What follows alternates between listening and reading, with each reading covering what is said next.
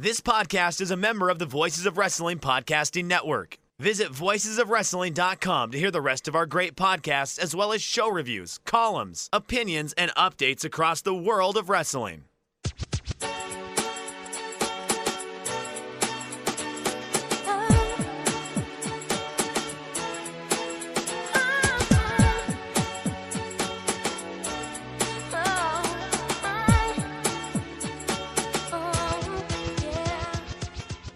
This is Everything Elite, the world's best podcast devoted exclusively to all elite wrestling and the elite extended universe. I'm Aaron Bentley, and I am joined, as always, by my good friend Nate, aka Epitasis. What is up, Nate? What's up, Aaron? Here I am. You guys really dropped the ball on me, as did our listeners, because nobody mentioned the succulents for like a month and a half. So they were really on their last legs for a little bit here. And I put the blame for that squarely on your shoulders. But now, I'm getting ready. We're getting ready to go to Japan here. So like I do that thing before I travel where I decide I have to get my entire life in order first. So, I went around and like fucking cleaned out my place and vacuumed everything and washed every single piece of clothing I own. And then I was like, the fucking plants. So they're freshly watered now. That's what's up with me. All right. Glad to hear the succulents got some attention. Mike, you're also here. Hey. What's up? And Mike Spears, I think is your name. Wow. Okay. Hey, y'all. I literally got up from a nap like 5 minutes before we started recording. Big bunch of professionalism here.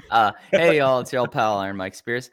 I'm hanging in there, have had a real busy audio-filled week, and I have more stuff before the end of the week. A lot of stuff getting done for this show, for my other show, just in general. This is the end of the year, and things get crazy. I'm heading back down to the compound in a couple days. I'm kind of excited about that. Hang out with some dogs. All's good, man. How are you? I know you had a busy day yesterday. Yeah, I went up. I was going to say down. Went up to Cincinnati to see Wicked Springs Eternal. Excellent show. A lot of fun. Friend of the show, Adam, was very fun to hang out with. And he has requested to appear on our Patreon. So there will be Wicked Springs Eternal Patreon content in the near future, I hope. Sick. We need a show topic. Does he have anything in mind that he wants to discuss in particular? So he didn't mention that. See, I left as this dad had weaseled his way back into the green room so that his daughter and her friend could meet Adam. And I just didn't really want to be a part of it. I mean, they were very cute. I was very happy for them, but I just wanted to leave at that point. And as I was leaving, he's like, by the way, I want to do some Patreon content. And I was like, yeah, we'll do that.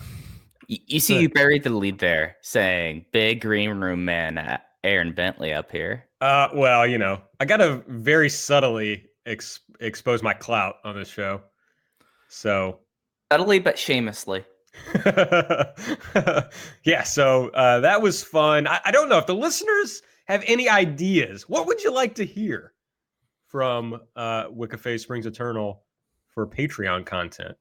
I mean, Nate, Mike, you guys got any ideas?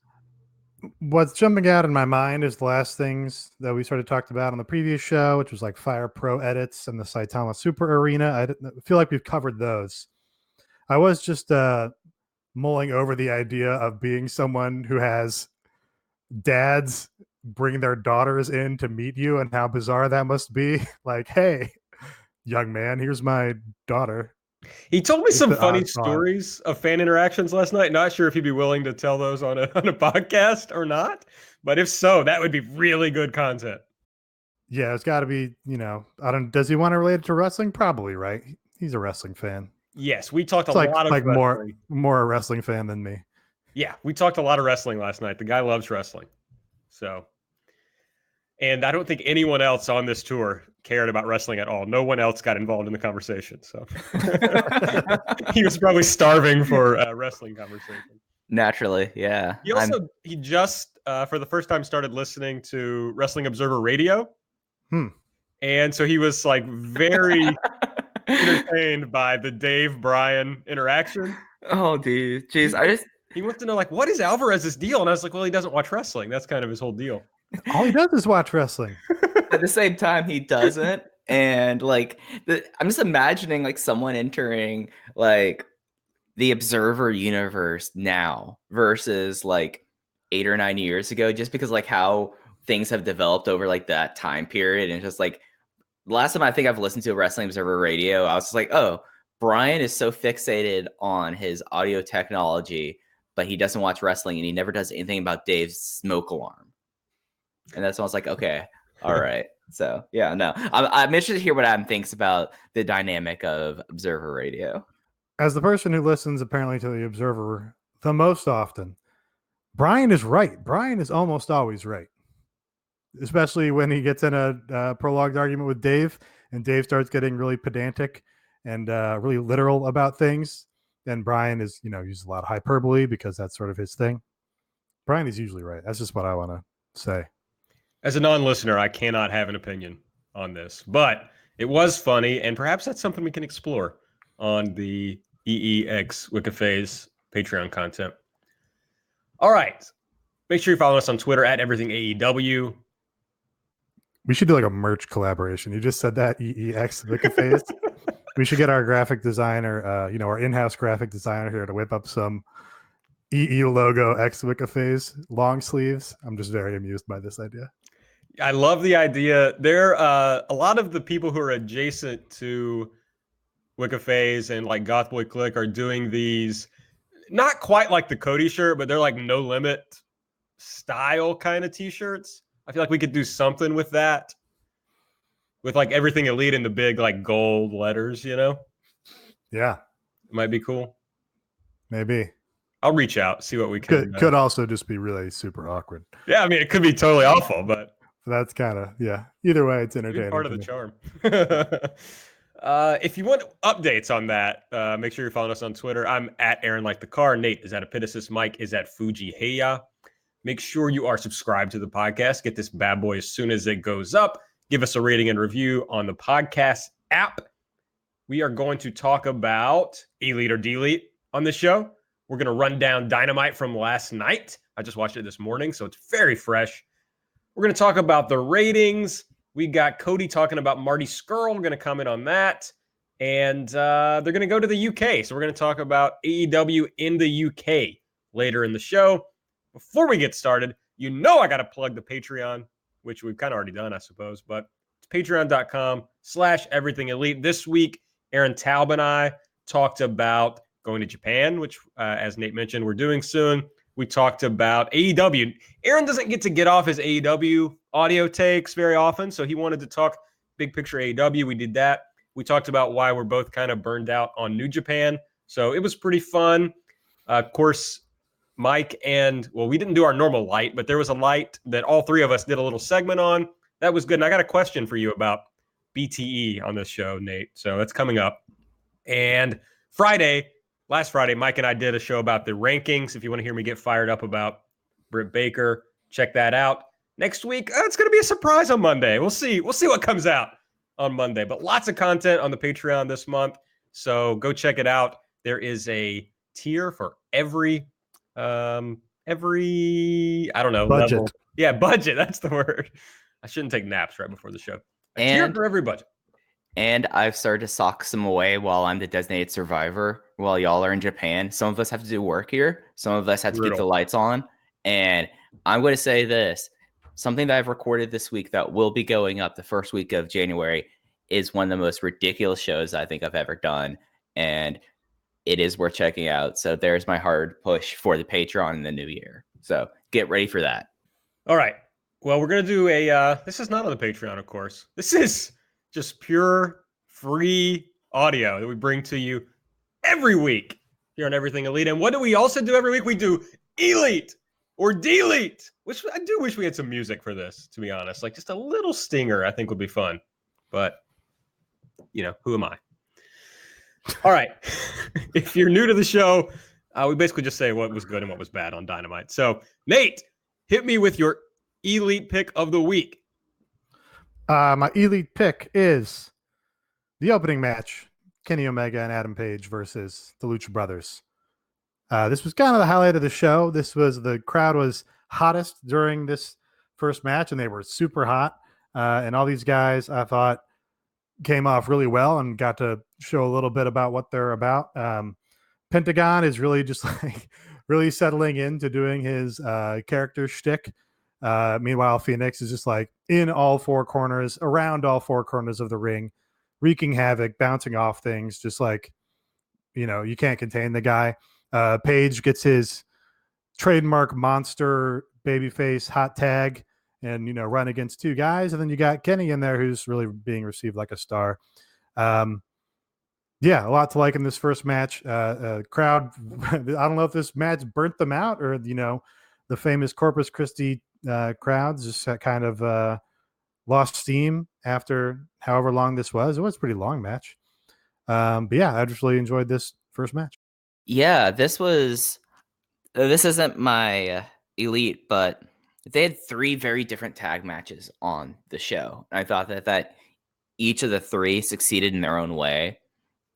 And I thought that was super interesting. But like this match alone, I don't know if Phoenix got rocked in the opening exchange or it was just like in a mood, but like this was like something more erratic and like, what are you doing, Phoenix? Like this is like Lucha Indies Phoenix that you'll get sometimes that you're just like, oh, he just has a wild hair or something. But like I dug it. I thought it was interesting how they really, and this was one of the shows other than like last few weeks that Lucha Brothers truly came across as a Rudo tag team here, which is something that they've always kind of had this weird tweener thing. Like other than the SEU stuff, they've mostly been received as like this tweener tag team. And they did some real solid like Lucha heel work there. And I liked how they kind of showed Page and Omega struggling with this. I thought this was just kind of a fun match. I don't know if it's my favorite match of the night though, but I thought that this was a really kind of cool match.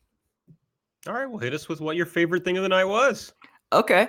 I didn't know if you had something to say about that match or if you were just feeding it to me. Okay. Anyways, so the stuff that I really liked on this show was they've had a real difficulty over the first 3 months of building up people outside of Darby Allin and I guess Scorpio Sky for whatever like role they're putting them in. But I thought they did a tremendous job of having like just little stuff for Jungle Boy. And I know one of the things was like the Twitter video that they put on before the Awesome Kong squash, and then the sit down interview with JR and Jungle Boy. And really that interview with JR and Jungle Boy, I thought was tremendous and something that I wish that they would do more, that they did a lot during the Road to Double or Nothing and the Road to All In, where they would have sit down interviews with JR. And I think that's a better use of him necessarily than him every week on commentary. So I really liked the Jungle Boy build and how they kind of built this up throughout the show. And then even after the match with Jericho's promo with Schiavone, I thought they did a great job of, I don't know if this like made him in the same way that it made Darby and made Scorpio Sky, but I thought that this was a very satisfying job that they did this week with Jungle Boy Jack Perry. I really enjoyed the match. I thought the match was really well laid out. You can see how that exact match with a more invested audience could have been like a really special sort of thing. It didn't get there on this night for whatever reason. Again, I don't know if the crowd was burnt out or maybe the crowd just knew what the finish was going to be and knew exactly where they were going and, sat on their hands until they got there. Maybe that's what it was. But yeah, just didn't get to that level of investment that I think I sort of expected, especially from a Chris Jericho match at this point. But I was really impressed with Jungle Boy's like singles chops. He put together some nice exchanges here and did some nice little Hurricane Ranas. He stole the Lion Salt, which was a nice little bit, a nice little poke at Jericho, I thought. So yeah, I really enjoyed the match. I wish it had gotten a little bit more over than it did. Yeah. So I liked a lot about the match. Well, after the first 10 minutes, the rest was kind of bad, but that was not officially in the match. Right. It turns out not canon. So I don't know. I liked a lot of what they did. I'm not sure that Jungle Boy should have gone to a time limit draw with Jericho. That may be pedantic, but just like Jungle Boy is so low down on the totem pole, that I feel like if they'd done the early stuff, if he tapped out in the walls, I would have thought it was just about perfect. Yeah, I don't disagree with you on that. I think that in the proprietary Spears system of how I have spreadsheets upon spreadsheets of data, and that's how I do the proper rankings and evaluations for these roster members. Jungle Boy is basically above Peter Avalon, and that's it on like my singles men's rankings. So like him, like getting the win or getting the draw here, especially for someone like Jericho, who now he has 2 blemishes on his record. He made right with the Scorpio Sky one, but now he has that draw there. I was really kind of thinking that like when it got to like 9:45, 9:50, 9:55, I thought it was going to like they timed it because of where Jericho was facing the screens that there was going to be someone's going to give him the Iggy and let him know to tap out at 9:59, and then it went to a draw, and I was like, oh, okay, that's something. And then like the weirdness afterwards, like I like Jericho flipping out, him and Jungle Boy's family getting into it. I thought that was tremendous, but then like having like the 5-minute session and then it not counting and then him walking away and there was no count out, it just was very, I don't know. I didn't like that part of it. I thought that if it was just like 9:59 tap out in the walls of Jericho, it would have been perfect. The way it was, I thought it was fine. No, you're both way wrong. The beauty of Jericho having the draw blemish on his record is it's his own doing, and he's a heel, and he owned himself because he set up the short time limit that made it be a draw instead of giving him a win. Had he set up, a normal match with Jungle Boy, then he would have just defeated him. But his own hubris caused him to give Jungle Boy the opportunity to get that, a tie against him.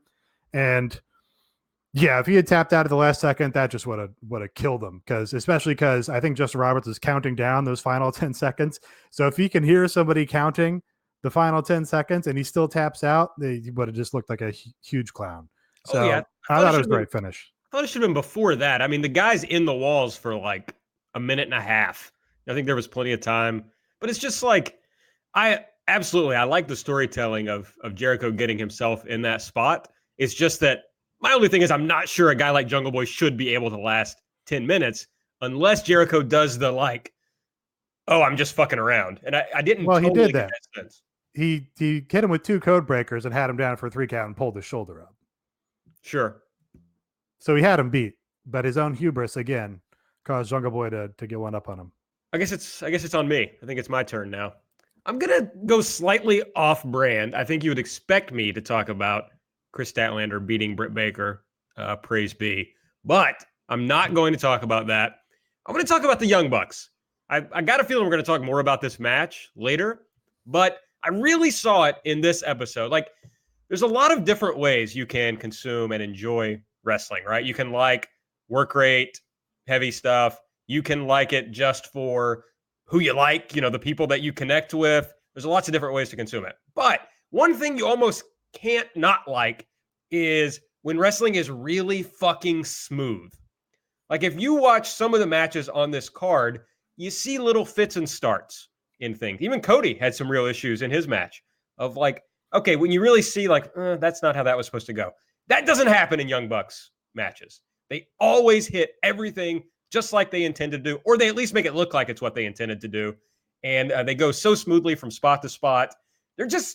There's a reason why. I don't think it's all bullshit, what Jim Ross says during every Young Bucks match about how much he really likes them, because I don't think he's capable of completely putting his own feelings aside. Even in this style, they're so good at it that Jim Ross can't help but deny it.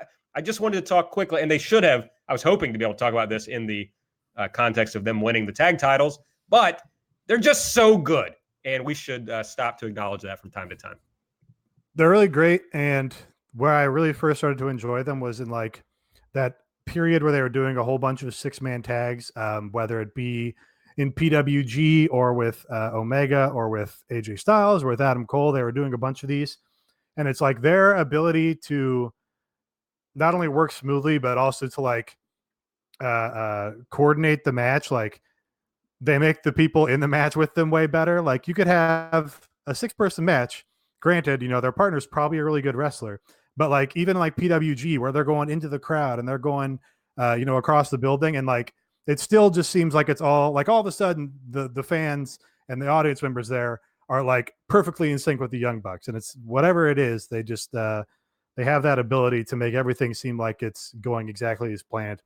One thing that I wanted to shout out in that match was right at the beginning, I think Matt had reversed Scorpio Sky, so he gets him up on his shoulders and had him like in the fireman's carry position. And as he did that, Nick Jackson went and climbed the turnbuckle like he was preparing for the double team.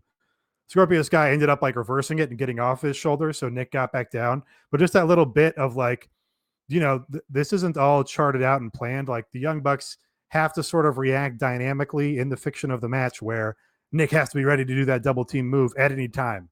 And it's like just that little bit of detail. Like a much lazier wrestler would have stood on the apron and been like, well, we're not really doing the move, so I'm not going to get up there right now. But they just, do that little bit extra effort where you're like, oh, even though this is like super high octane Young Bucks stuff, like they're still pretending it's a fight. Yeah, and like that's one of the really cool things about them, and I think that a lot of people have them like pigeonholed as like this one style of tag team, and we'll get into the finish and the booking later, but if anything, these first 7 months of AEW have shown just the incredible versatility of the Young Bucks, because this match was more of a Southern style tag match, and they've done like other like traditional like Crockett style tag matches, especially at Full Gear, and then like last week they had a full unplundered guerrilla warfare match, and it's just something that like you watch them, and as someone who's watched them for the majority of their prominent career, like I didn't watch like their random California indie stuff before PWG or their first times in Dragon Gate, they've kind of realized like they are the Swiss Army knife of professional wrestling tag teams. Like I know they can go do a sprint spot fest. I know that they can go do a long drawn out work a hold. And I know that they can do talk and brawl. And it's just something that like when you watch them, you're just like, oh, okay. And I think a lot of people's like preconceived notions, if they're willing to like somehow unclog their brain and like watch how they've been over the last 6 months, you will see a incredibly dynamic and mature tag team that not necessarily gets the reputation of that they deserve. Yeah, they rule. I'm now seeing that I didn't even include the Dark Order angle on the delete possibilities on the run sheet. I'm sure somebody's going to bring that up. But Nate, what is your delete choice for the week? Okay, I'll bring it up because it's the source of all the discourse surrounding this show here, and for good reason, because there's an old maxim in wrestling that if the end of the show is bad, then the show is bad. If the end of the show is good, then the show is good. It's what you leave the audience with. And as I've argued before, professional wrestling is like an advertising medium. You're advertising people and trying to push them to stay tuned and come back the next week. And basically we had I guess probably I would say it's a dud of an angle at best. At best, I would call it a dud of an angle because it really didn't get the superheated reaction that they were probably looking for, where, of course, SCU defeats the Young Bucks, and then the Dark Order Creepers come out and lay waste to the Young Bucks and SCU, and then Cody, who comes for the save, and Christopher Daniels, who comes for the save, and Kenny, who comes for the save, and Dustin, who comes for the save. And all these guys fall victim to the Dark Order and the Creepers in particular, and the Beaver Boys, who are then anointed official creepers. And yeah, at best, I would say this was flat because the crowd wasn't into it. At worst, this was like did active damage to the perception of the promotion and to those top stars in particular. Like, I really like John Silver and the Beaver Boys, and I even, for the most part, really like the Dark Order matches. But put your big show closing angle being an attack with all these goofs in skin tight bodysuits taking out Kenny Omega and Cody, who are like your top, two of your top 5 guys probably. I don't care for that. It's not a main event act. Last week I came on the show and put over the fact that they have really good tag team division in this promotion. I just don't think the Dark Order act, even as they've tweaked it now, is a main event act. It's just the gear is not Major League. The Creepers are not Major League. It's like, a step above Chikara or something. And it's just not a main event, mainstream wrestling promotion act that should be in this position. And when you talk about this, like, and this will get into my delete, which is the finish of the match itself, because I'm of two minds about this. I feel like that this works both ways, because I agree with what you're saying, Nate. Like, they did this rehab. Then they tried to do this huge escalation of the Dark Order into now going from like a tag team with a bunch of geeks now to a stable of some fashion. And it came off incredibly flat. It possibly did damage to their top line faces. And it makes me wonder, like, how much of it relates into the fact of, yes, it's a failure. Well, like that angle is an outright failure. But how much of it was the failure caused with how flat the crowd was after the Bucks lost in like that very, trying to think the best way to put it, very deflating manner. And I think that has something to do with how the perception of that angle is, because yes, it's Corpus Christi. We know the Corpus Christi reputation for the fans, and we saw how they were most night. If the Bucks won, like they probably should, because it's something that they've did a great job of building, and it made sense that the Bucks, like I know a lot of people are like, oh no, the Elite it's been hurting them to the detriment of the Elite, how they've not been pushed. Like, this was the perfect time to go off air. They built up the whole thing with the Bucks and SCU's relationship really well across across dark and across Dynamite. This was like the perfect thing, but instead you had a very flat finish where it was just where they kind of made them look like geeks. Like, let's call spade a spade. It was like Matt Jackson got dumped on his head and then an SCU later, and that was it, which made them look like geeks. And then the crowd was already like, oh, this is okay. And then you have the giant Goon Squad come down here, and then you have Beaver Boys come down here, and then the Goon Squad beats the shit out of all the top line faces with the exception of Jon Moxley. Like, how is the crowd supposed to react like that? Like, unless you're taking them from a high to a low. Instead, you just had complete flatness because of the finish that happened the match before. So, as I said, I feel like there's two reasons or two results that caused this to happen. One being the Dark Order not being a main event act, like you said, Nate, and then also having such a poor finish to the tag team championship match that there's no gravitas to the moment whatsoever. I don't, just on that point, I think Kaz got the pin, right? Scorpio should be getting the pins in that team. And I just, the SCU, I thought the Young Bucks should have won the title in the first place. I don't think SCU is like a main event team in this division either. Like, it should be like the Bucks, the Lucha Brothers, Santana and Ortiz. Like, those are your main event acts for the tag league. The motherfucking AEW Defender has logged on. Oh, no. The angle was good. How do I log off? I'd like to log off, please. The angle was good.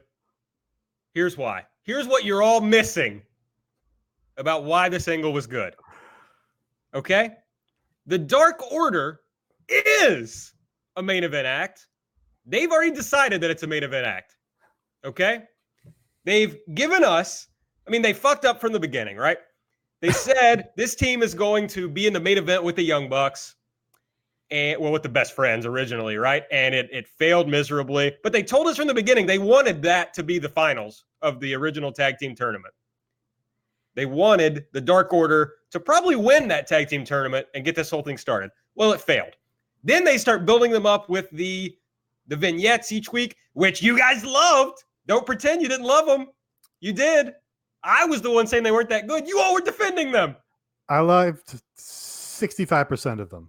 The Woods was goofy. Yeah, the Woods thing sucked. So they've built them up as to they're going to be this new thing where the people joining the Dark Order, people are coming along, the Beaver Boys are joining. Now they're going to dump them back in the main event. They're ready to go. The best way to do that is to do just what they did. So if the crowd didn't get it this week, that doesn't mean it's over. There's plenty of time. And by over, I mean, that doesn't mean it's finished. There's plenty of time left for this angle to work. And for the Dark Order to get over in this way. Look, did they take out a lot of the top baby faces? Yes, but there were like 20 of them. They were way outnumbered. It only made sense. They would have been dead on arrival if the faces won this face-off here. I don't disagree. Like they had the numbers advantage. That makes all the sense in the world. But optically, it's Kenny Omega and Cody getting, knocked out by a bunch of shitty looking local indie guys in goofy minor league bodysuits. The execution of this angle was not helped by the fact that before the blackout, there was the shot of the one significantly overweight creeper who was not fitting into his creeper outfit super well. and JR made a joke like, oh, I guess they take all types or whatever. And it was like, it made him come off like a joke. And then the joke like trampled all over these guys. Like, so what this should have been, or what this maybe this was intended to be, was like the angle at the end of the New Japan show where Tama Tonga and Tonga Loa and Haku turned on the rest of Bullet Club and laid him out and left them destroyed in the ring, right? That's what this is supposed to be like. Oh my God, what a huge attack. They killed these guys and destroyed them and everything. It was a betrayal. This did not come off like that at all. One, because of the crowd heat was not there. Two, because the creepers look like the fucking putties from Power Rangers. And then three, this was done to establish that the Beaver Boys are in this unit now, but the crowd doesn't care because the Beaver Boys have been the literal jobbers of jobbers in this promotion and have been explicitly called jobbers. And yeah, I get it. That's the premise of the Dark Order, is they want to help people who keep losing or whatever, but it's just, you're not going to get a hot reaction by having the jobber stable add some more jobbers. It's going to work. It's going to work. There's two things that I had that they could have made this work, and this would have been completely effective. And Nate, you could agree with me on this or like not. One, they needed to get hard-way blood on Matt Jackson rather than just his busted lip. When he did the whole the hand-mouth thing with the blood, like that was a good idea to like end it, but brother, you got to have juice for that. Like they would have to like leave them bloody and bleeding. And two, there was one other creeper that was wearing a purple or blue mask. That was a little bit bigger. Rip that off, and that had to be Hangman Page.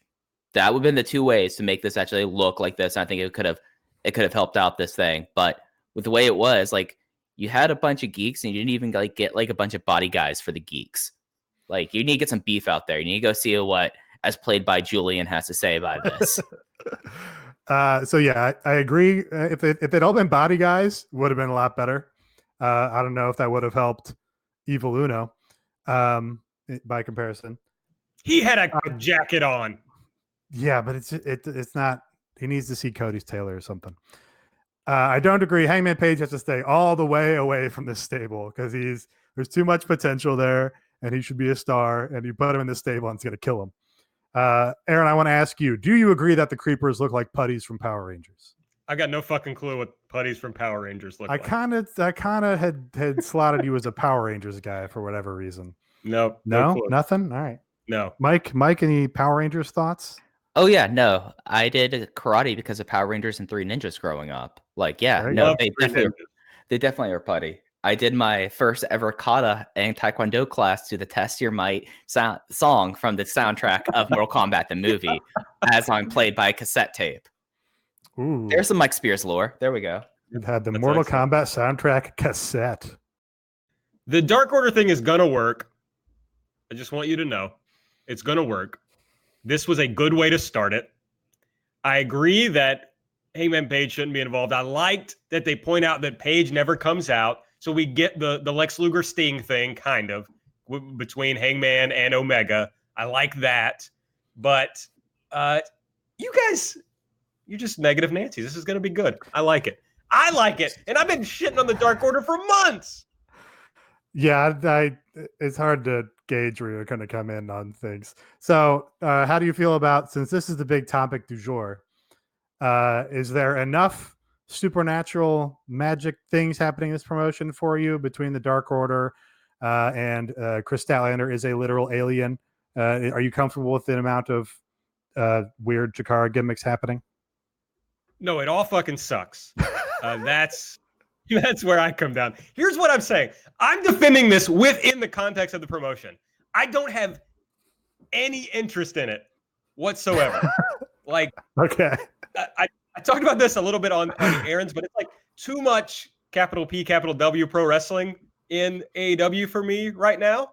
I know that Joe Lanza has probably already done this rant on his show. He did it a little bit on Twitter, but it's true that they're not doing what they told us they were going to do. AEW is not what we were told. So it's a little frustrating and a little deflating, honestly, week by week. And we're going to talk about ratings, but maybe that's got something to do with what's happening with the ratings. So no, too much bullshit for me personally. Well, you know who did a great job explaining all that was me on Wrestling Omakase, where I just talked about how the promotion's big failing has been a failure to set expectations well. And they, the promotion looks more like the promotion we saw at All In and looks a lot less like the promotion that we were sold in the weeks leading up to it with, sports based and all that stuff. Like, and they're, they both can be valid forms of pro wrestling depending on your tastes, but it's, more like one than the other. And we were kind of sold the other in that lead up period. It's wild that the aberration turns out to be Double or Nothing, because like All In, I enjoyed, but I was like, okay, I'm not sure this is really for me. I remember thinking at the time. And then you look at Fyter Fest, Fight for the Fallen, they were both kind of like, fine, they were okay. Whereas Double or Nothing, I said on the show, was the best American pay-per-view of all time, which I stand by. And that felt like, all right, this is the pro wrestling that I want to watch. It kind of reminds me of why so many of us moved over to watching New Japan, right? Because it had more of that sports-based, straightforward pro wrestling appeal. And it's kind of, I was hoping that AEW would basically recreate that with kind of characters I was more interested in. But it kind of looks like they want to do, and I hate to say this because I feel like a lot of dumb people have had this take, and I don't ever want to agree with dumb people, but it's starting to feel like a light version of WWE, like a better WWE. Well, that's what All In was, really. It was sports entertainment done by people without shit in their brains. And yeah, it just, that's not to a lot of people's taste, perhaps. A lot of these people maybe got into these acts through New Japan. But as I also made the point of Wrestling Omakase, I don't think you can do New Japan on major American cable television. I don't think that works either. But yeah, they have not found, I think, the middle ground that the majority of viewers want them to find.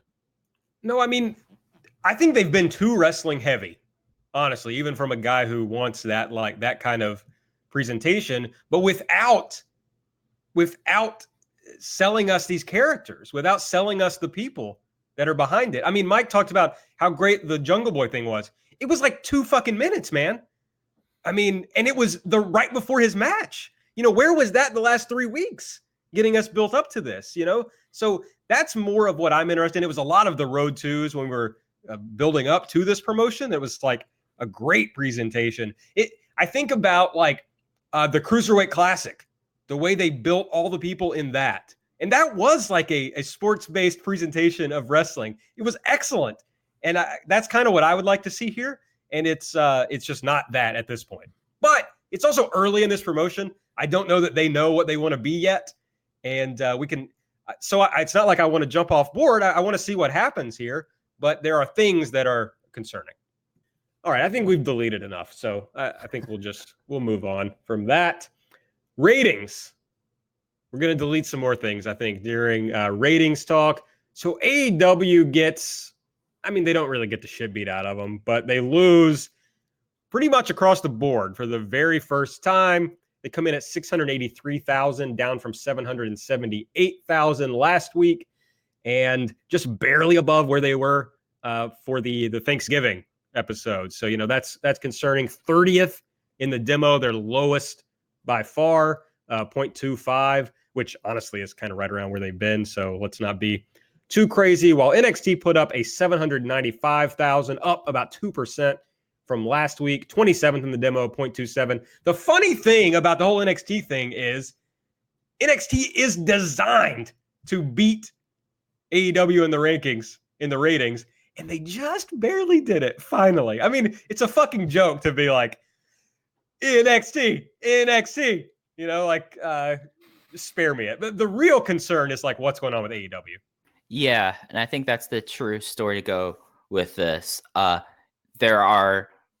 not going to discount this out of hand, even though there were a lot of other, I feel like, environmental reasons for AEW's ratings this week, other than this was the show was not their strongest show they had. And, in ring, I was pretty happy with it, but the character stuff and just like that, that's not necessarily something that's going to bring in new viewers.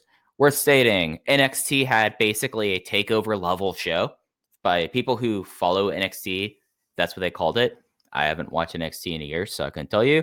And the big thing, at least for American viewers, and this is something that, just to give a sense of it for our listeners from outside the United States, the cable was completely dominated by impeachment coverage, like to a crazy extent. The only program that was not news-based in the top 10 last week this week was an NBA game.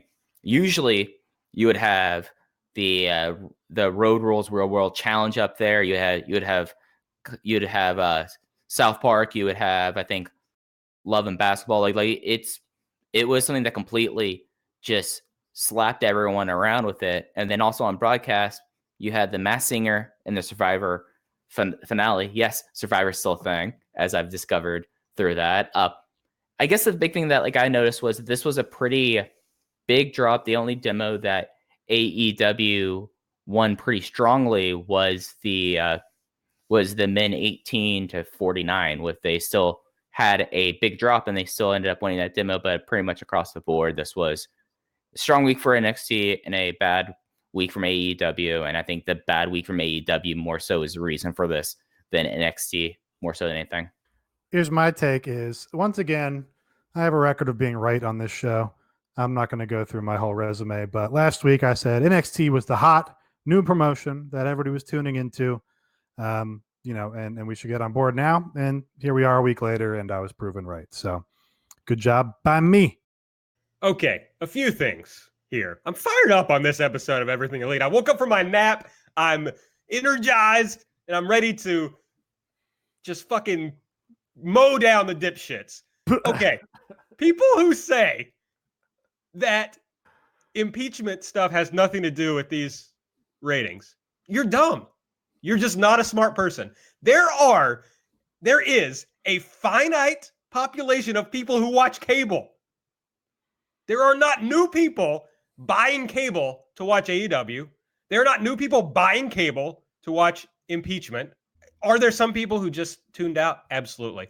But it does make a difference when there's some big thing like this. It's a real thing. Yeah. So I hate that take. It's stupid. It sucks. Quit it. And with the way that ratings are evaluated, when people turn on to watch, each person that's turning on to watch the impeachment stuff, that pulls a rating away and that drops everyone else's rating. Like, you can't say that these are not interconnected events. You can say there's not a huge correlation between the two.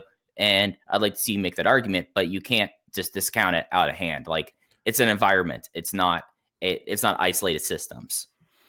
I don't really want to get in the weeds of rationalizing the rating or whatever, but it's like a world historical event in impeachment. It's happened, twice before, and it's a both sides of the aisle event, and that people with a vested interest on either side are probably going to tune in to see what happens. And we also know that wrestling fans do have at least partial interest in these things. Like before Raw started posting worst ever numbers week after week after week, the first Trump and Hillary debate was like their lowest number in eons, because that was like a huge event in politics that everyone turned the channel for. So there is a precedent for this. Right. And we already know that WWE NXT fans will not turn the channel for any reason. Like, they are going to tune in. And we already know that AEW fans are less loyal than NXT fans. So that's not surprising. My last point on ratings, I'm not going to defend this rating. It sucks. And they're going down every week. That's bad. But it's a lagging indicator. The people who are saying the show was bad, that's why the rating was bad, it's just not how things work. If the show was really bad, next week will be bad. The rating next week will be bad. People will stop watching because they haven't formed a habit yet of watching AEW. It's not like Raw or NXT where it takes longer for that to happen. So it just, I don't know. The ratings discourse has become like, what I don't like is why the rating is what it is. That's pretty much what the ratings discourse is every week, and it's just boring. It's very boring. All right, let's move on from ratings. I'm going to try to be happy about something on this show. Okay, the Lucha Brothers defeated Hangman Page and Kenny Omega. This was a lot like the Young Bucks Private Party match, in that it was basically, I don't know, is cold open wrong here, Mike? I know you hate the phrase. No, I mean, when you have something that's brought up without any impetus, not those dumbass talking videos, it's a cold open. So yes, yeah. You are correct here. So they hit a Phoenix hit a double foot stomp and into the package pile driver as they do. And Pentagon pinned Kenny Omega as friend of the show. What's his Twitter account? I don't know who you're talking about. The Lucha account, the #1 Lucha account. Cubs fan? Lucha Cubs blog? fan? That was Lucha Blog. It was Lucha Blog. Yeah. That's Cubs fan. That's Cubs. Big dude. fan Come of the on. show, so he's going to be really irritated that I couldn't. Yeah, dude. I don't know. He likes to subtweet what I talk about on the show. He hasn't fucking thrown me a follow, so I don't know if I'm going to call him a fan. We might be enemies. I don't know. Does he follow? Does he follow our account? Lunatic haters out here. I don't know. He follows Champ. I think he follows Mike. No, but does he follow the Everything Elite account? Okay. All right. If so he follows MRT boy. and not me, I'm going to be upset. Oh, that's brutal. So the point I was making was that Pentagon pinned the AAA Mega Champion, and I stole that completely from Cubs fan. So right before that, Hangman Page accidentally hit Kenny Omega with a buckshot lariat. That continued this story of Page and Omega not really being on the same page. So we've talked about this match at some length. Anything else on the match itself? No. Okay, great. So Post-match talked. Wait, I have to fact check something, but I'll talk about something else in the meantime. There was we talked about Phoenix being all over the place.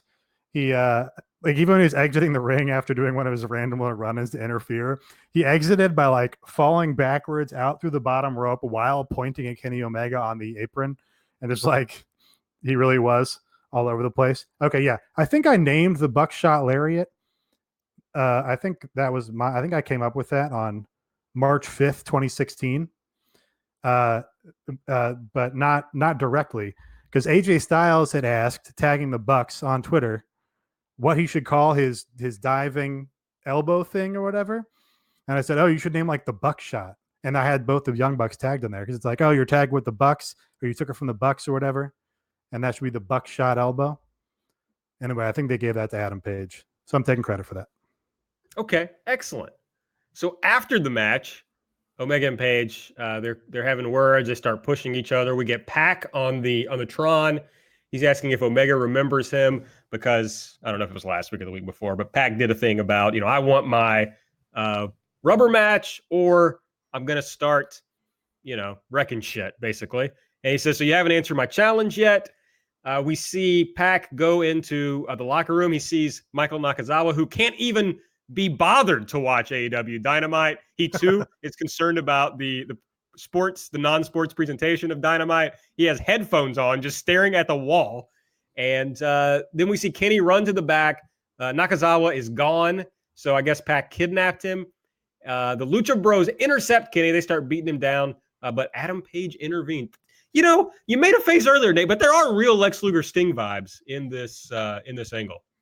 The Lex Luger... So I don't necessarily disagree, but the actual comparison to do that for was Cody and MJF, and everybody did that comparison. And now you're employing it for a slightly less apt comparison, which is why I was oh, that's not what I would use. That's what I like to do, actually. Okay. I don't like this. Which is what exactly?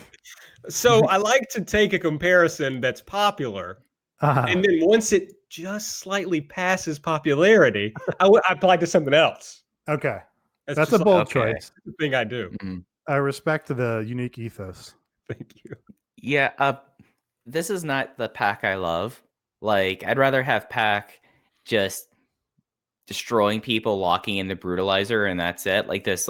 Oh, I'm going to kidnap Michael Nakazawa thing. That's kind of lame to get a match him trying to be a wily villain. That's not what Pac's been for the last year. So I thought that sucked. I kind of I assumed he did not kidnap him and he just killed him or something, which I do is a good, fun, sort of vicious bastard thing to me.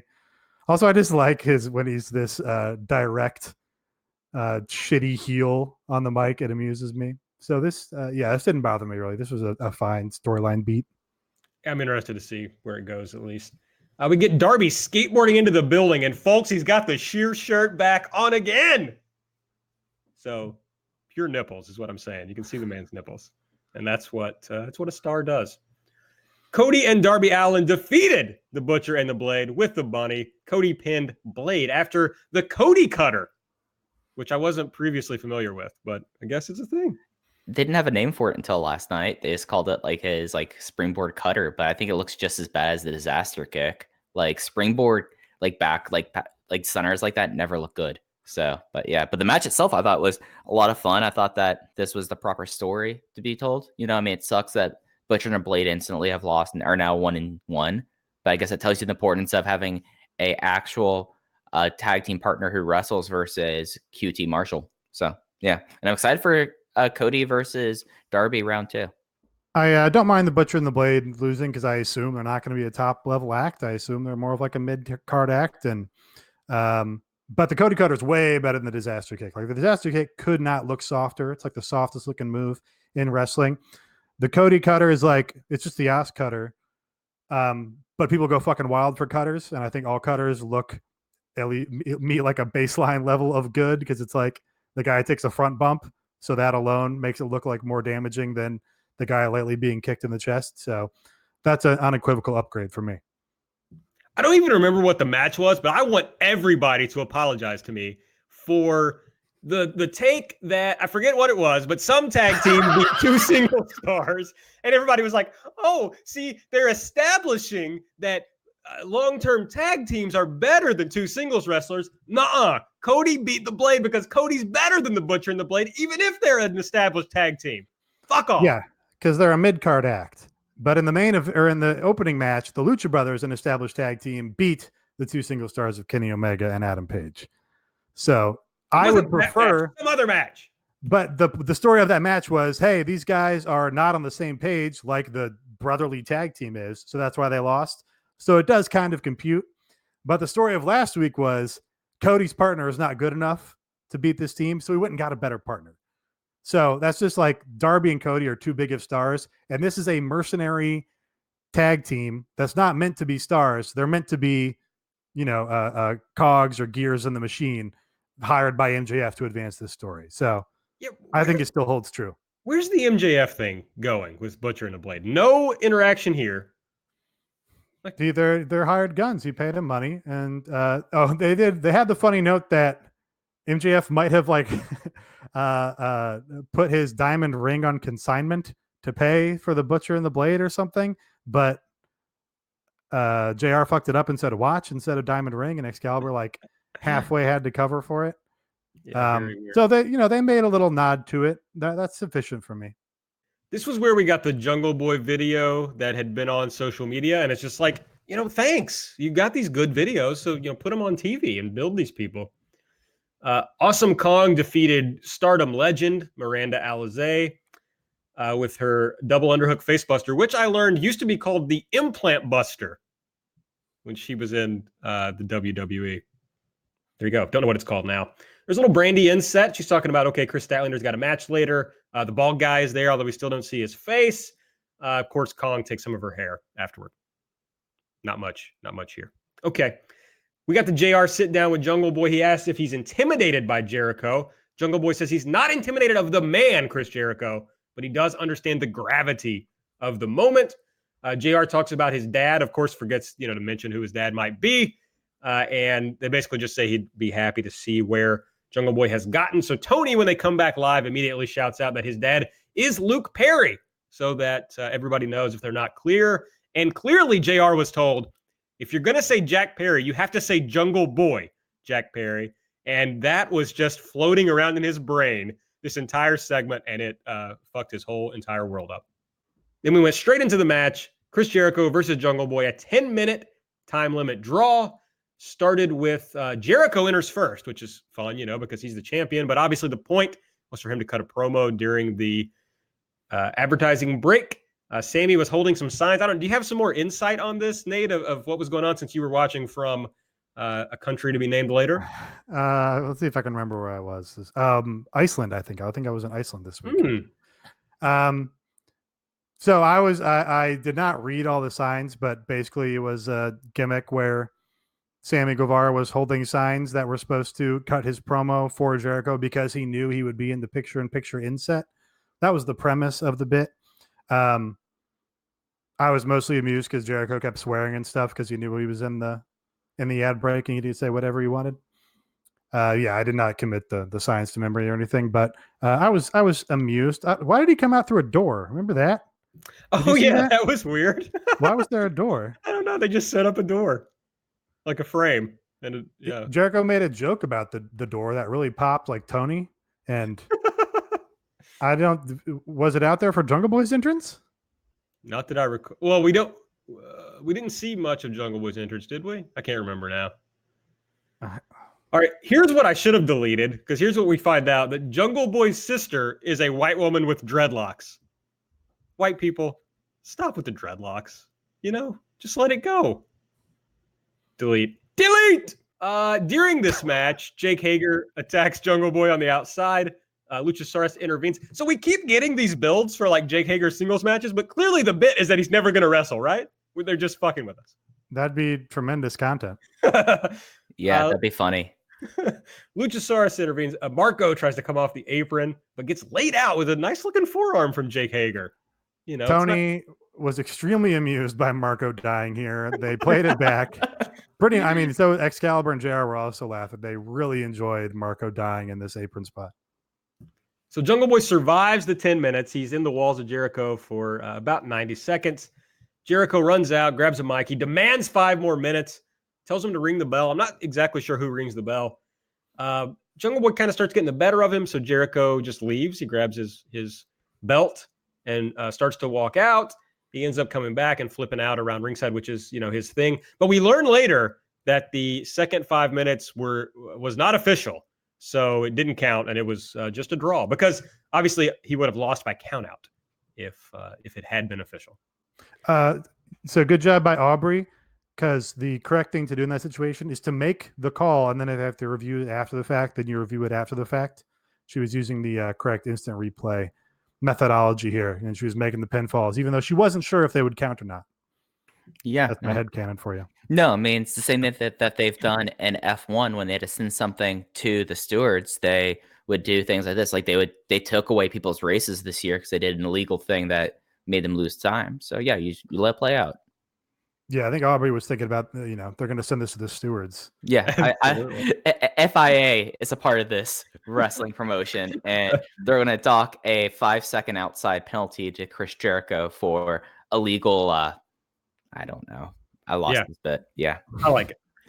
Tony's there on the ramp, and he's going to do a little interview with Jericho, and basically they do some little banter about him saying, I said Jungle Boy couldn't beat me, and Tony saying, no, you said he couldn't last 10 minutes. And so they go back. This was boomery, but the idea is funny. I like the idea, but it was just like old people humor. No, this was classic pro wrestling stuff. This was very, very right. charming. Boomers. Exactly. That's what I said. No, but in the it never really gets old way. Jericho takes the mic. He says the real story is about the Inner Circle's good friend, Jon Moxley.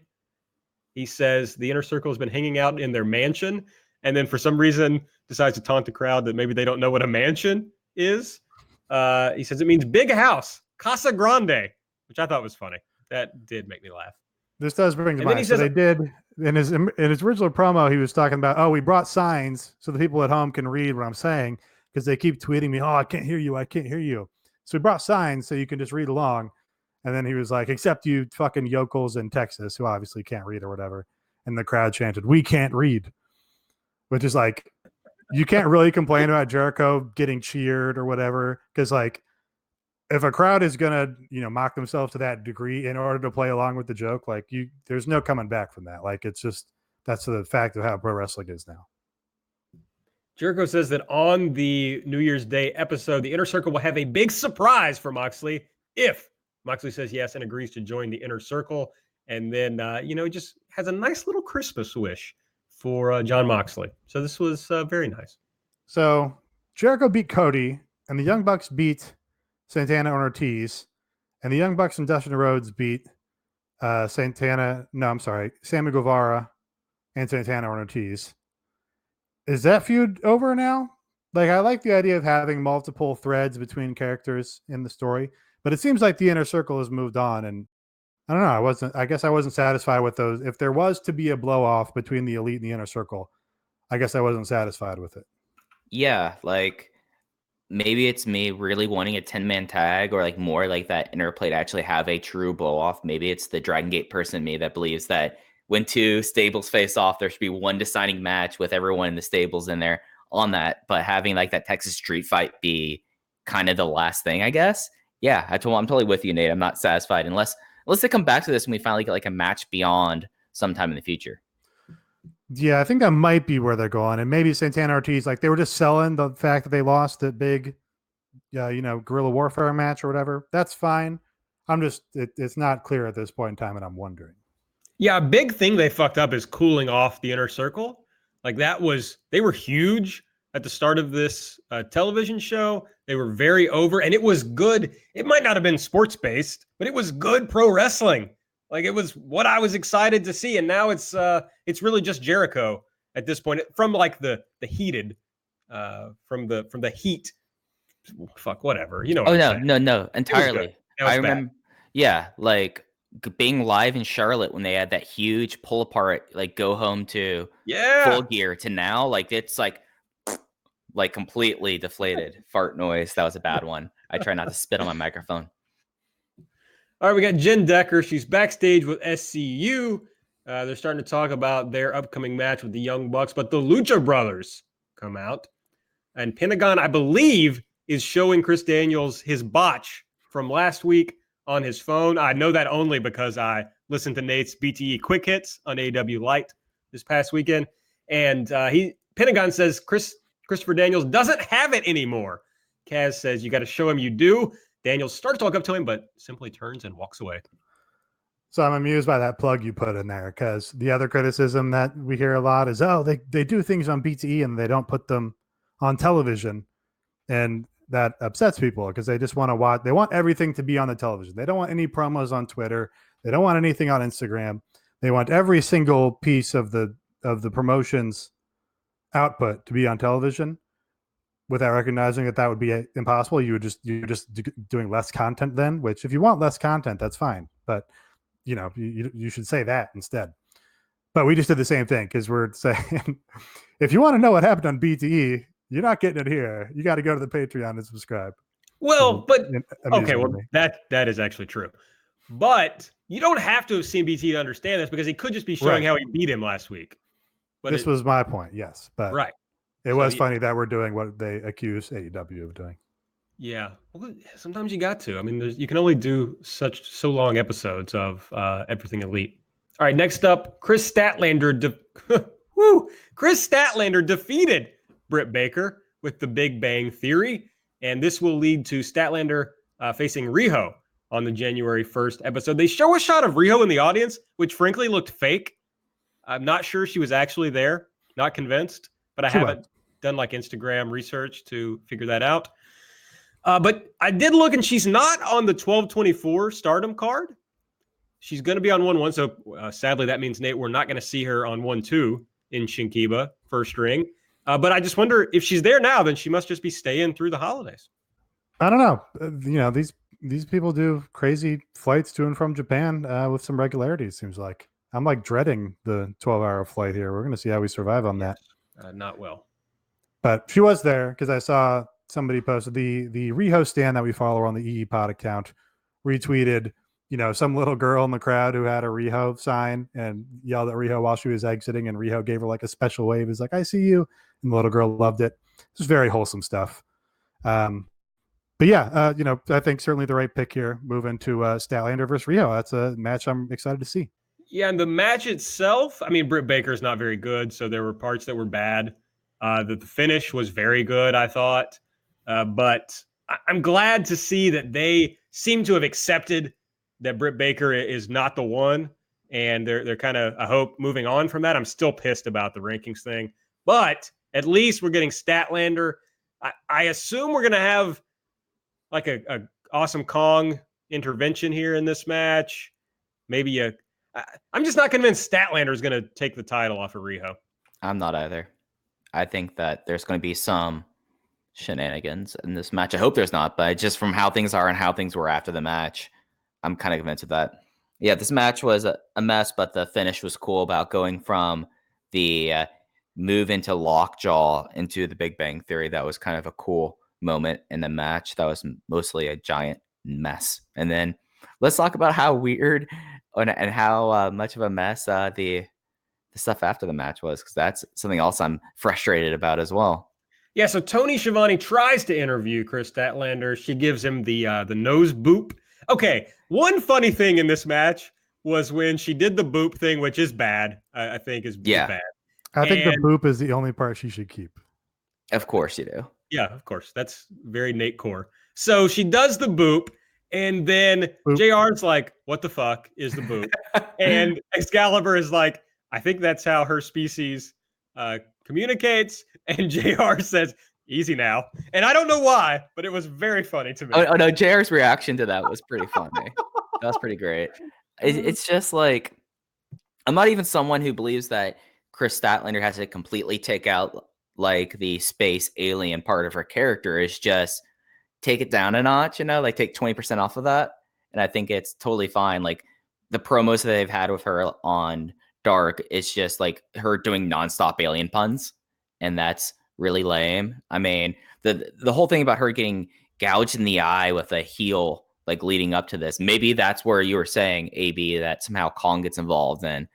Maybe that's like she's not medically clear because they kind of make a point on the fact that the heel dug into her eye. And if you've like ever messed up your eye, like that's something that can take a while to heal, like especially if you do that, if you go of any vein of believability. But yeah.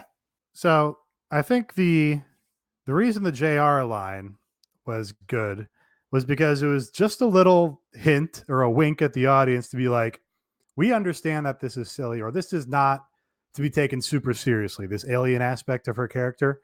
It's like that, released a little bit of pressure from the viewer of like, oh, okay, we're on the same page as the people that are watching this fucking show. There is no wink or hint or irony to the Dark Order at all. It's all played super seriously. There's no and which is funny because on BTE, everything is a joke, right? On BTE, they approach everything with like a little wink, a little irony, an arm's length distance for like, this is a little fun pro wrestling joke that we're doing. You guys are in the joke with us. The Dark Order, they're not doing that at all. The Dark Order is like, oh no, we're a dangerous cult of masked weirdos. And we're so serious that we're going to take out your whole top stable in the promotion at this point.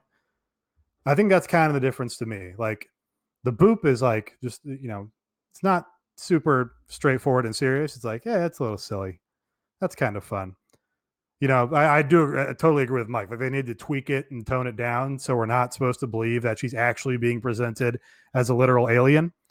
But that's still there's a little bit of humor to it, whereas the Dark Order is like definitely serious about something that's obviously extremely silly. Yeah, that's why I say take 20% off it.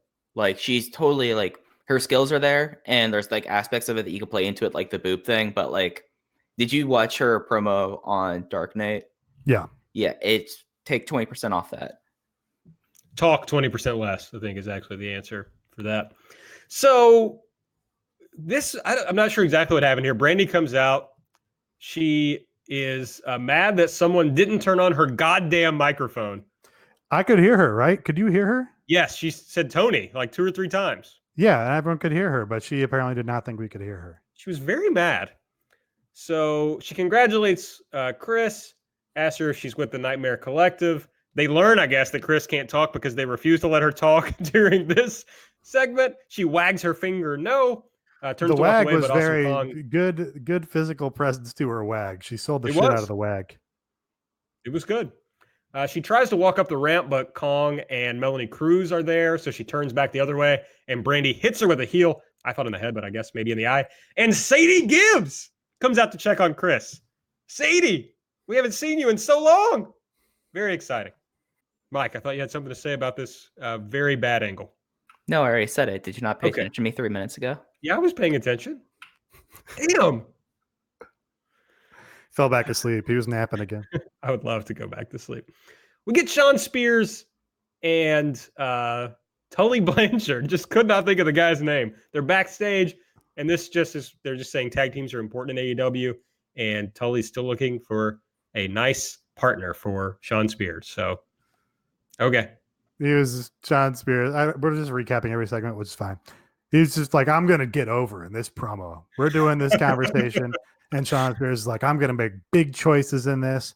And I'm going to fucking chime in and do little bits when Tully's talking. And just like, he was like, I got to do it. I got to do something. He was super physical. Like, that was the thing. Like, he was like grabbing his shoulder, grabbing his arm. It was a bit much. You know, again, take 20% off it.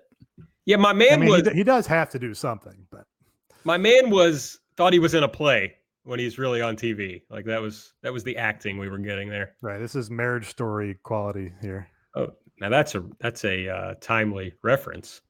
Very appreciated. Have you watched Marriage Story? No.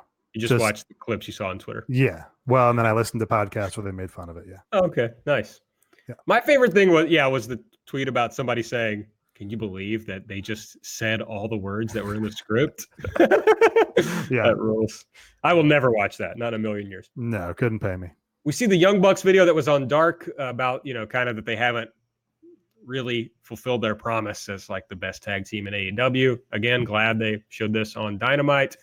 And then SCU defeated the Young Bucks, as Nate mentioned. Kazarian pinned Matt after the SCU later. Although, I mean, I didn't want to also get into this earlier, but they did play throughout the match that Matt had an injury that kind of led to him being pinned in the end. So I hated that. I mean, the Young Bucks should win, but right. I didn't hate that the way they did it. It was fun. No, like this is where I said like this was like a very good like Southern style match. Like it just was the wrong result, and it made the audience flap. We've already talked about that. So yeah, Creepers come out, lights out. Young Bucks. This is Uno on the mic. He says, "Young Bucks, you suffered a tough loss. Normally, we'd ask you to join the Dark Order, but this isn't an invitation. It's an initiation." This is when the whole Creeper attack starts. All the baby faces come out. Blah, blah, blah. Stu Grayson. No, Evil Uno puts his hand in Matt Jackson's mouth. It's hand mouth stuff. Yeah. I mean, hand in the mouth. Hand mouth stuff. Yeah. I don't see what's so complicated about this. I'm seeing hand mouth stuff. Okay. The point of it here. Be creepy. Because was I the one who noticed that Matt Jackson was bleeding from his mouth? No. He just needed to bleed more to make the hand mouth stuff more like impactful. But he didn't like rub it on his face. He showed his hand. Yeah. He's like, I've got his blood on my hands. Then there wasn't enough blood. It was bad. That's what I said. You're correct that there wasn't enough blood, but I think it was, not intentional blood. I think it was he bit his tongue or something. Yeah. AB, he tried to do the Mayu Itani. Like, yeah. Sure. That would have been better. The Dark Order should use the Mayu Itani pose. That'd be good.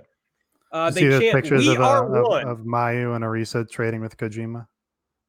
I have not watched the video yet, but I most certainly will. Is the video? Yeah, there's video. Yeah, it's good. They're loading these up on Stardom World now. Yeah. Okay. It's good that that Arisa's going through all this training because Konami's winning. Like, that's good for her that she's doing all this. Because it'd be good if she learned how to be a good wrestler. That'd be good for her. I do not share all the takes of Aaron Bentley here. I want to make that clear. But Konami's still winning. I think I'm going to get an Arisa 2-shot. Both because I want one and just because it would really needle Aaron in an entertaining way. You have to do the thumbs up with her. Like, has to be the most enthusiastic thumbs up as possible. Nate, Aaron, would you take the photo? Would you take the photo if I did that? Or would I have to get a stranger to take my photo for me? Nate, I'd be happy to help you in any way that you need while we're in Japan. Okay. I expect you to like bad things, so it doesn't bother me. It's fine. I'm supportive. I'm very chill now. Yeah, I noticed.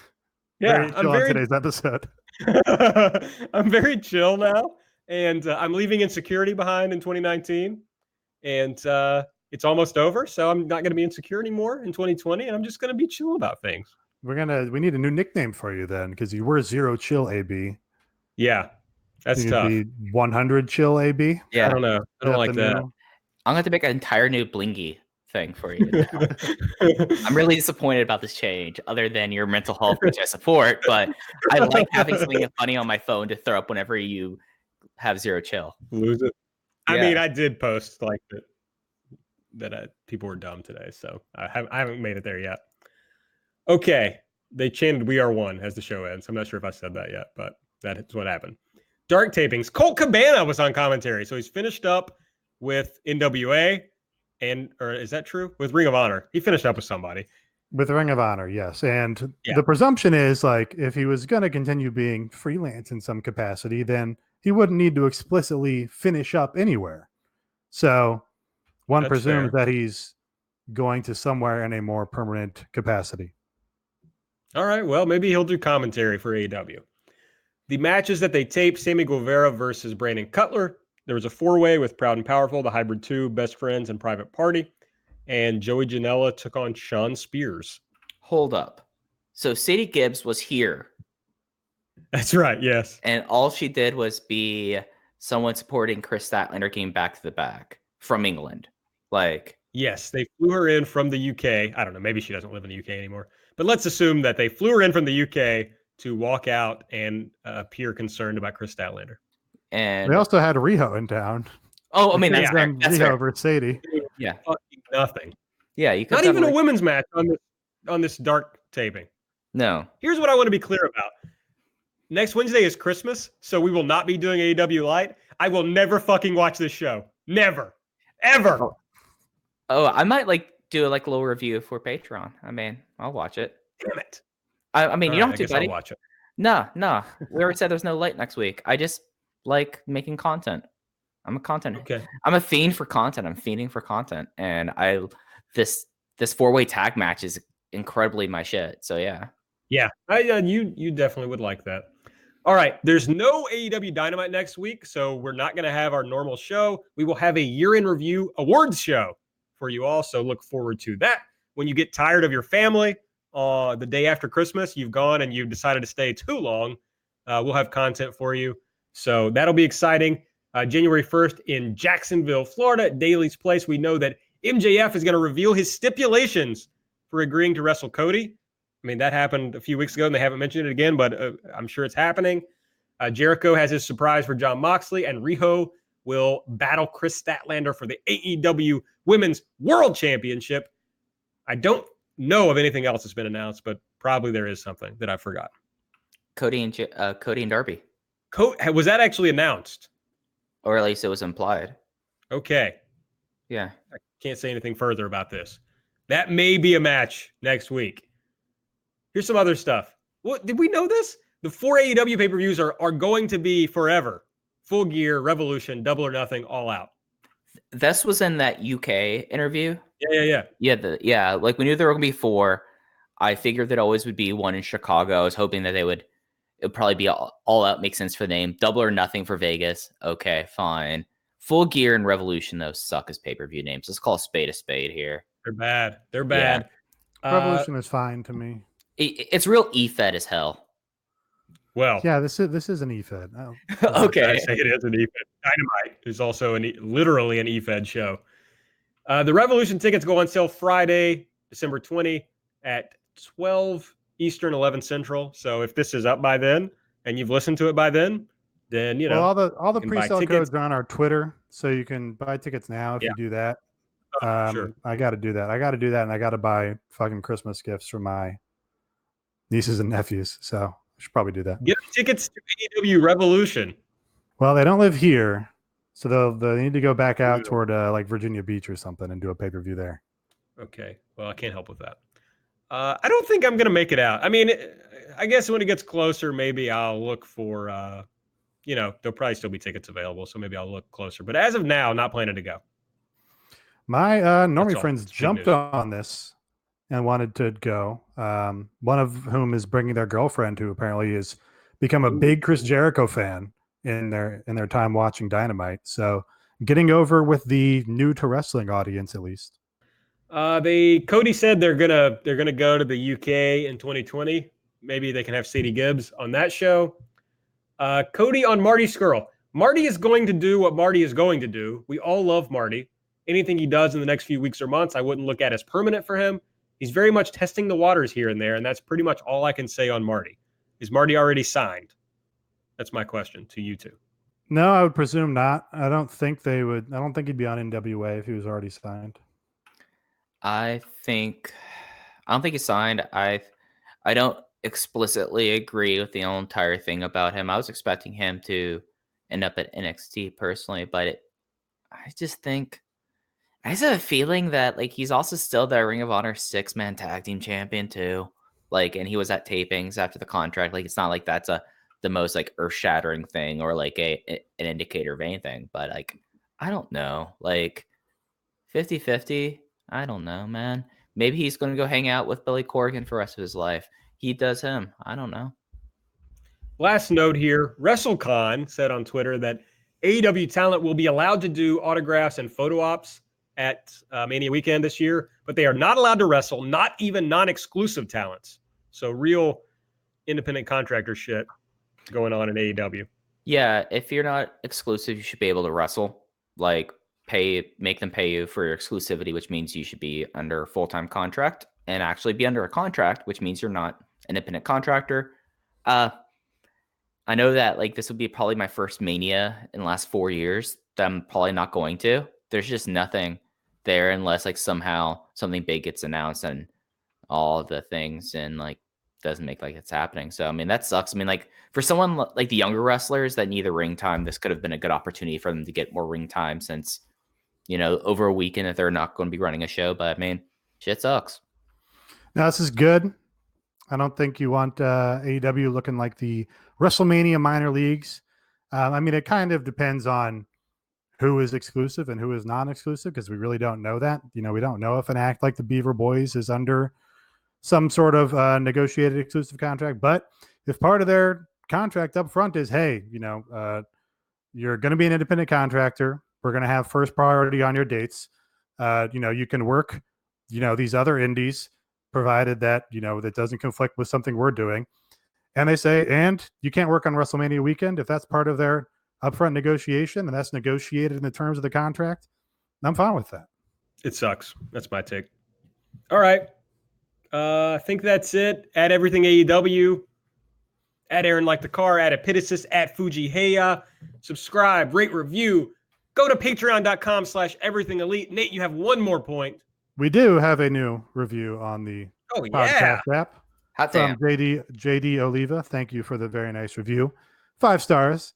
Says it's become of one of his or her or their favorite podcasts. And they say, appreciate the guys' takes, especially their political takes.